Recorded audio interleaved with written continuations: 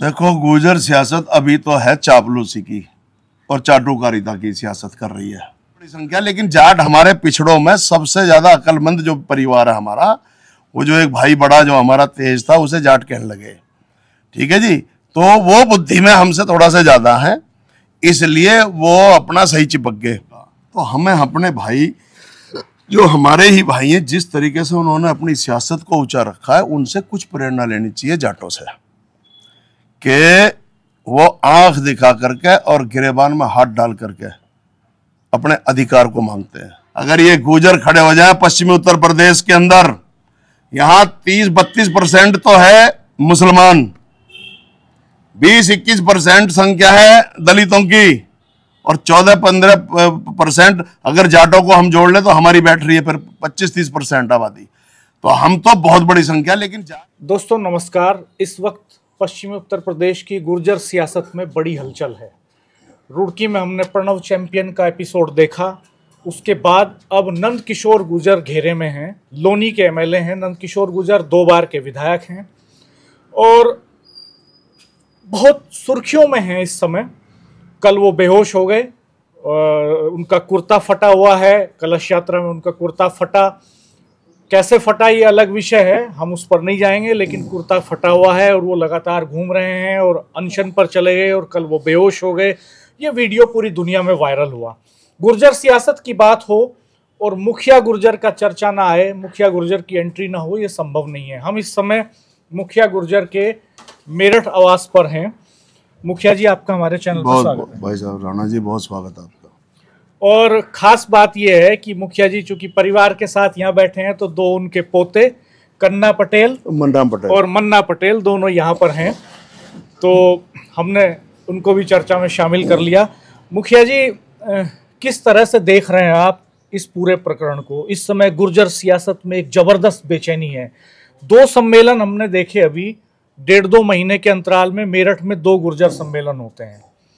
Pranav champion jail चले जाते हैं, खानपुर के एमएलए रहे हैं, और अब नंद किशोर गुर्जर को कारण बताओ नोटिस जारी कर दिया गया है। उनका कुर्ता फटा हुआ है और वो कल बेहोश हो गए। वो बड़ी सुर्खियों में हैं। तो क्या चल रहा है ये सब? बस ये सब ये चल रहा है कि हमारी बिरादरी के सियासी संकट जो है वो का समय चल रहा है हमारी बिरादरी के ऊपर, कि सियासी संकट का दौर है। बस उससे उभर जाएंगे, निपट जाएंगे। हम बैठे हैं ना, जब गाड़ी पटरी से उतरते देखेंगे। अभी तो ये दोनों भाजपा की गोद में बैठे हैं, इसलिए मैं नहीं बोल रहा। जब मैं देखूंगा कि भाजपा की उसमें आ गए हैं, ये चपेट में, उनकी अंदरूनी कलह के चपेट में आ जाएंगे, तो फिर हम अपने आएंगे इनके बचाव में। भाई हैं हमारे दोनों, तो इन्हें किसी परेशानी में थोड़ी घुसने देंगे, तो इसलिए इनके साथ हैं हम। क्यों संकट में है? आप कह रहे हैं कि राजनीतिक संकट है गुर्जर बिरादरी के सामने, तो किस तरह का संकट आप देख रहे हैं? देखो, संकट ये है असलियत में हम लोगों पर, जब कुछ भार आ जाता है ना तो वो झेलता नहीं है। दिक्कत ये है हमारा, जबकि हमारा पुराना इतिहास है कि हमारे पूर्वज गुर्जर प्रतिहार सम्राट मिहिर भोज जी ने 50 साल तक शासन किया था, 49 साल तक अखंड भारत पर, 836 ईस्वी से लेकर 885 ईस्वी तक। तो और उन्होंने तमाम समाज को, हर तबके को अपने गले लगा के सबको सम्मान दे के चले। लेकिन आज की जो राजनीति है, इसमें ये नैतिकता का जो पतन हुआ ना, और सिद्धांतों की जो अवहेलना करके जो नए नए राजनेता उभर के आ रहे हैं, ये उतने परिपक्व नहीं है। आप ये मान रहे हैं कि ये जो घटनाक्रम हो रहे हैं, मेरठ में भी 2 घटनाक्रम हुए, ये जो घटनाक्रम हो रहे हैं, इनके लिए जिम्मेदार व्यक्तिगत तौर पे वो नेता भी हैं जिनसे जुड़े हुए ये विवाद हैं? भाई साहब, ये दोनों मोहरे बने हुए हैं। आपने राजा साहब का नाम लिया, चैंपियन का। मैं उनकी भी बात को उसको लेकर के, परिस्थिति को लेकर दुखी हूं। वहां पर झगड़ा है पुष्कर धामी और त्रिवेंद्र रावत में, तो एक के ऊपर तो वहां हाथ रख दिया पुष्कर धामी ने, और दूसरे के ऊपर हाथ रख दिया इसने, त्रिवेंद्र रावत ने। और वो उससे जो कौन सा दूसरा विधायक है, उमेश शर्मा, उससे इसको भिड़ा दिया। और जब वो भिड़ गया तो फिर हाथ वो रख दिया, तो वो मोहरा बने। हम मोहरे हैं, सियासत की शतरंज के मोहरे बन के रह गए हैं हमारे गुर्जर योद्धा, राजनीतिक योद्धा। नंदकिशोर गुर्जर किसके? नंदकिशोर गुर्जर मोहरा बना हुआ है केंद्र का, दिल्ली का। जो दिल्ली का इशारा तो जाता है पहले उसको केशव प्रसाद मौर्य को, और केशव प्रसाद मौर्य ने अपने हर जिले में जो प्यादे बैठा रखे हैं उनको फ्रंट पे ला देते हैं कि तुम्हें मैं उभार के ले जाऊंगा। जबकि आप देख लेना केशव प्रसाद मौर्य की कोई हैसियत नहीं बाबा से टकराने की। नंदकिशोर गुर्जर तो 2 बार के विधायक हैं। हाँ। कोई अब नए पॉलिटिशियन तो वो रहे नहीं, 2 बार का एमएलए हाँ।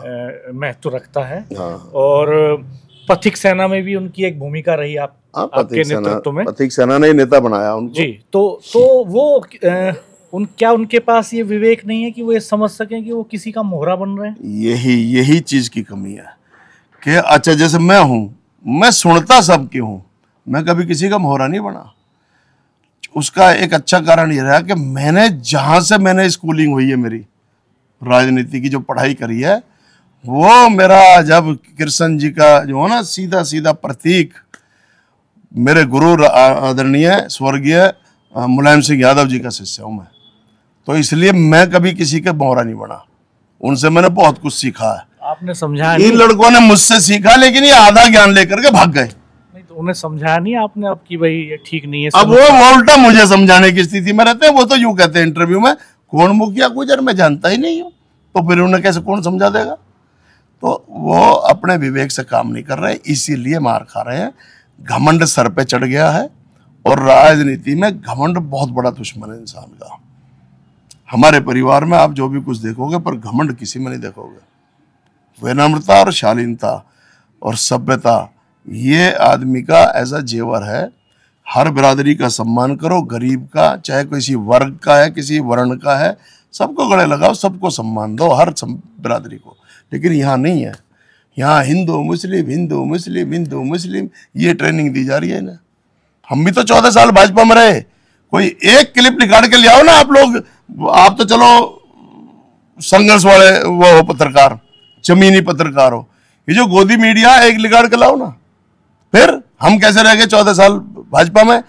इनको ट्रेनिंग ही ये दी जाती है, हिंदू मुस्लिम, जबकि हमारा जितना समर्थक है, हम तमाम बिरादरी के गरीब लोग, दलित या ये मुसलमान, हमारे पक्ष में जितना खुल के आ सकता कोई नहीं आ सकता। और ये उन्हीं को सबसे पहले गाली देते हैं। तो इन्हें कौन बचाएगा? इन्हें कोई नहीं बचाने वाला, इन्हें शहीद होना पड़ेगा। आप देख लेना। और इनकी हालत को देख के हम दुखी हैं, और इनकी ये हालत देख करके मेरी पूरी बिरादरी शर्मसार है। आज लोनी में कोई नहीं बोल रहा, वरना कोहराम मच जाता। मेरे नेतृत्व में 2 दिसंबर 1999 को चौकी फूक गई थी, लोगों ने फूक डाली थी। वो मुकदमा चल रहा है वहां, पूरा क्षेत्र के अंदर हाहाकार मच गया था। या जब भी मैंने लड़ाई लड़ी, मैंने वहां आरक्षण की लड़ाई, जेलें काटी, राजस्थान, पूरा राजस्थान चरमरा गया था। तो समाज बड़ी हमारी ताकत है, हम समाज के लिए राजनीति कर रहे हैं।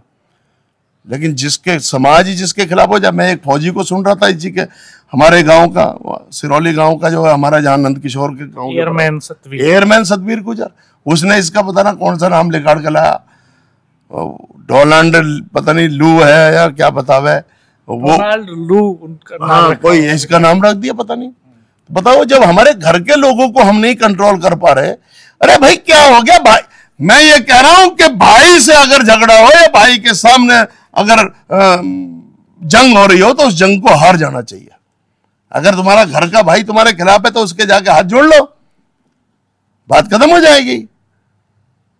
तमाम देखता हूं मैं इतनी लोनी के अंदर, आज लोनी की राजनीति चरमरा कर रह गई। वरनी वह इतनी आदर्शवादी राजनीति होती थी। मैं और मदन भैया, रूप चौधरी, आपस में हम आमने सामने चुनाव लड़े। आज तक रूप चौधरी जी कहीं मिलते हैं, मैं उनको बड़ा भाई कह के प्रणाम करता हूं, मुझे गले लगा लेते हैं। मदन भैया कहीं मिलते हैं, मैं उनको प्रणाम करता हूं, मुझे गले लगा लेते हैं। मदन भैया ने तो मेरा यहाँ चुनाव में, जिला पंचायत अध्यक्ष के चुनाव में मेरी मदद करी। तो हम लोग भी तो राजनीति कर रहे हैं। अब आप अतुल प्रधान को देखो, उसको मैंने कुर्सी से हटा, उसने बेचारे ने मुझे समर्थन दिया। तो ये भी तो एक राजनीति है। और ये कौन सी राजनीति कर रहे हैं? ये सबसे पहले अपने को काटते हैं, अपने को बर्बाद करते हैं। लोनी में क्यों कोनी कोई गुर्जर क्यों नहीं खड़ा रहा इसके पक्ष में? मैं इस बात को लेकर दुखी हूं। मैंने लोनी छोड़ दी, वरना मजाल नहीं थी किसी अधिकारी की कोई इसकी तरफ टेढ़ी नजर करके देख जाए। और आज भी मैं बेशक दूसरी पार्टी में हूं, वो जब तक भाजपा में बैठा, जब तक कुछ होता रहेगा, मुखिया गुर्जर तो खामोश है। जिस दिन भाजपा ने उसके खिलाफ करना कुछ कर दिया, उस दिन मुखिया गुर्जर खामोश नहीं बैठेगा। और जिस दिन मैं बोलूंगा तो राजनीति की दिशा बदल जाएगी, आप देख लेना। नंद किशोर भी कह रहे हैं कि उसको अकेला ना समझ ले जाए। उत्तर प्रदेश का भूगोल बदल देंगे। हाँ, तो वो सही कह रहा है कि जब हम करवट बदलते हैं तो परले आती है, राजनीति की पूरी राजनीति में परले आ जाएगी। क्योंकि जब हम उतरते हैं, हम कोतवाल धन सिंह कोतवाल के वंशज हैं, हम चौधरी चरण सिंह के परिवार में जन्मे, हम जो राजनीति की पहचान है। महेंद्र सिंह टिकैत जैसा योद्धा, उनके परिवार से आते हैं हम लोग। सरदार पटेल जिसने 562 रियासतों को एक झंडे के नीचे लाकर राष्ट्र का निर्माण किया, उनके वंशज हैं हम। विजय सिंह पथिक जिसने सत्याग्रह का सूत्रपात करा, उनकी औलादे हैं, उनकी संतानें हम। तो आज मान लो मेरे भाई को, इसको नंद किशोर को ये घेर लेंगे और हम चुप बैठ जाएंगे, इनकी ईंट से ईंट बजा देंगे। लेकिन अभी मैं इसलिए खामोश हूं क्योंकि वो पाले में बैठा भाजपा के, और भाजपाई लोग इसी तरीके से कुर्बान करते हैं।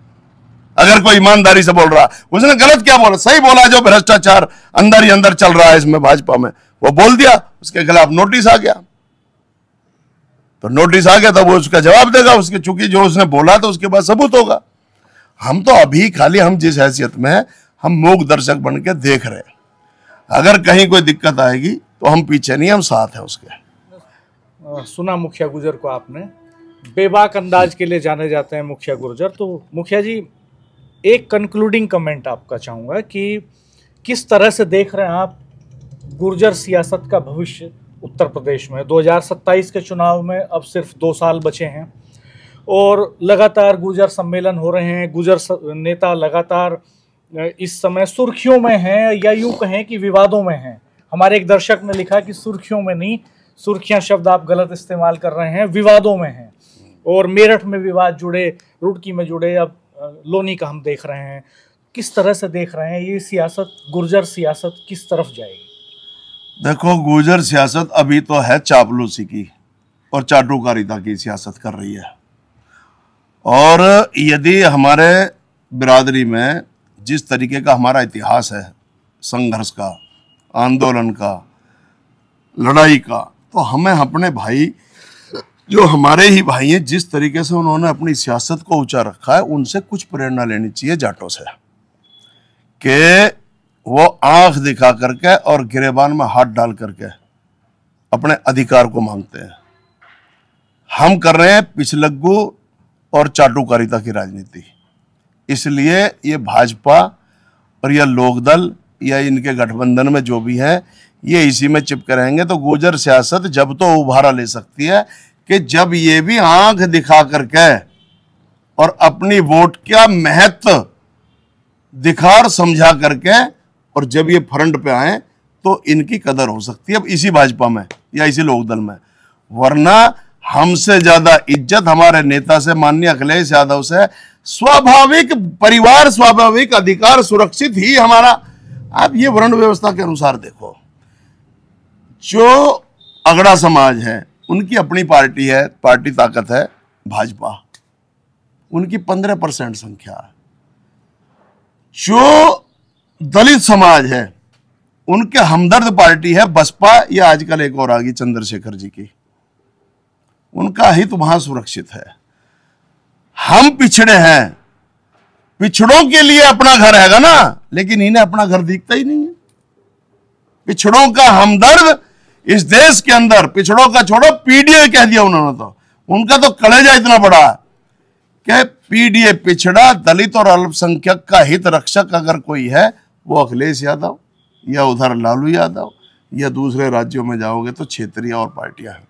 लेकिन इन पिछड़ों को समझ ही नहीं आती। इन्हें तो लगा दिया हवन पूजा में और उसमें आरती करने में और रोज कथा सुनाने में, ठीक है जी, और मलाई खा रहे हैं ये 15% वाले, जिनकी अपनी संख्या इतनी है जो सत्ता पे आ ही नहीं सकते। तो इन्हें ये रूढ़िवादी अंधविश्वास हमारे लोगों में ज्यादा है, तो ये इनकी राजनीति इसलिए असुरक्षित है। अगर ये गुर्जर खड़े हो जाए पश्चिमी उत्तर प्रदेश के अंदर, यहाँ 30-32% तो है मुसलमान, 20-21% संख्या है दलितों की, और 14-15% अगर जाटों को हम जोड़ ले तो हमारी बैठ रही है फिर 25-30% आबादी। तो हम तो बहुत बड़ी संख्या, लेकिन जाट हमारे पिछड़ों में सबसे ज्यादा अक्लमंद जो परिवार है हमारा, वो जो एक भाई बड़ा जो हमारा तेज था उसे जाट कहने लगे। ठीक है जी, तो वो बुद्धि में हमसे थोड़ा सा ज्यादा है, इसलिए वो अपना सही चिपक गए। अपने जैन नेता जैन चौधरी को लेकर के भाजपा से चिपके हुए थे, पूरा कुनबा चिपक गया। तो अब गुजरों में अकल हो ना थोड़ी बहुत, तो सबसे पहले भाजपा को ठोकर मारो। मैं बैठा हूं यहाँ अपने नेता अखिलेश यादव के यहाँ, चलो मैं तुम्हारा अधिकार दिलाता हूं।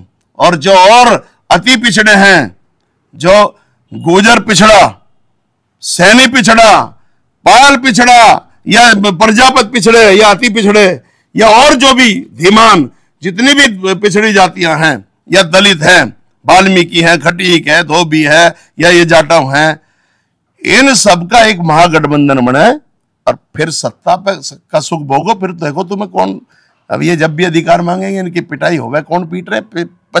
15% वाले 85% वालों को पीटते रोज, सिर्फ सत्ता के बलबूते पे। तो इनमें समझ नहीं आ रही वर्ण के हिसाब से भी और जाति के हिसाब। गुर्जर, आज ये देख लो मुसलमान है यहाँ, और गुर्जर और मुसलमान का भाईचारा बन जाओ और दलित भाई हमारे साथ जुड़ जाओ, तो जरा बता दो बचता क्या? हमारी एक आवाज पर अगर हम आवाज मार दें पश्चिम यूपी के अंदर, तो मुसलमान 1 मिनट में सड़क पे आ जाएगा, दलित 1 मिनट में सड़क पे आ जाएगा, और वो आवाज मार दे तो हम नहीं जाएंगे। दलित हमें आवाज मारेगा, बिल्कुल नहीं उसकी मदद में जाएंगे। मुस्लिम आवाज मारेगा या और बिरादरी आवाज मारे, नहीं जाएंगे। तो ये राजनीतिक समझ का टोटा है, इन्हें समझना चाहिए। सत्ता इशारी है, जब इससे ज्यादा और क्या होगा कि तुम्हारे लड़कों को मोहरा बना रहे, तुम्हारे धनाढ़ जितने भी है गुर्जरों को तो एक वो आसामी समझा हुआ राजनीति में।